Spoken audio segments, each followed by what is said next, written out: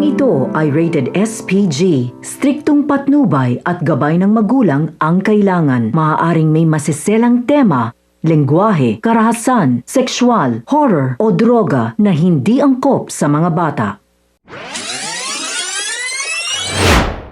Isang mapagpalang araw mga kapamilya, welcome back.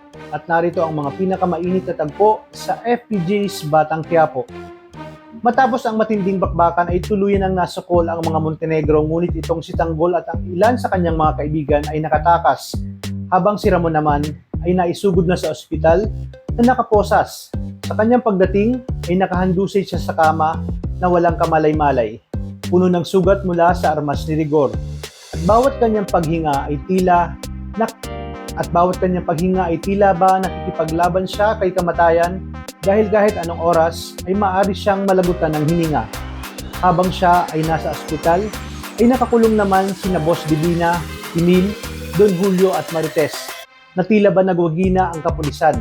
Ngunit ang tagumpay na yon ay may kapalit na napakalaking pinsala at mas mabigat pang laban na paparating. Samantala, si Tanggol naman ay nakaligtas mula sa sagupaang nangyari, sugatan, pagod at uhaw sa katarungan. Nakasilong siya sa isang madilim na kubo sa isang lugar na kasama ang kanyang mga kaibigan. Doon niya muling nakaharap sina Fatima at Paeng na halatang nag-aalala para sa kanya. Iminungkahi ni Fatima na sumama na lamang sina Tanggol sa probinsya sa kanila dahil doon ay walang makakahabol sa kanila. Dagdag pa niya na hindi nila kayang tapatan ang kapangyarihan ng mga gerero. Dahil hawak na ng mga ito, ang kapulisan, ang gobyerno, at lahat ng laban ay sila ang may kontrol. Sumang-ayon naman ang kanyang amang si Paeng at ramdam niya ang pangambang nagbabadya. Sinabi niya kay Tanggol na hindi titigil ang mga gerero at alam ng mga ito na buhay pa si Tanggol. Hindi naman umimik si Tanggol at halata sa kanyang mga mata ang sukdulang galit. Mahigpit ang pagkakakulong ng kanyang kamao. Sa loob ng kanyang dibdib ay nag-aalab ang galit, ang sugat ng kanyang pamilya. Sinabi niya na hindi siya aalis at nanginginig sa mga nangyayari. Hindi daw siya tatakas hanggat hindi niya naipaghihiganti ang kanyang amang si Ramon, na ngayon ay nag-aagaw buhay sa ospital.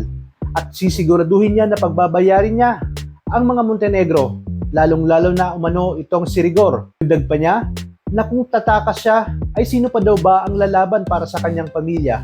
At sa paglipas ng mga araw nga ay may mga bagong karakter na ating matutunghayan na siya namang magiging kapanalig ni Tanggol para makapaghiganti sa mga gerero.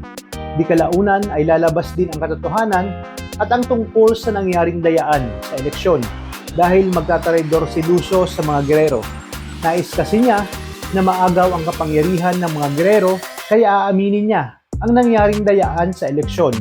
Kaya naman mga kapamilya, pakaabangan natin ang mga susunod na tagpo dito lang sa paboritong teleserye ng sambayanan, ang FPJ's Batang Quiapo. Maraming salamat sa inyong panonood at pagpalain tayong lahat, kapamilya.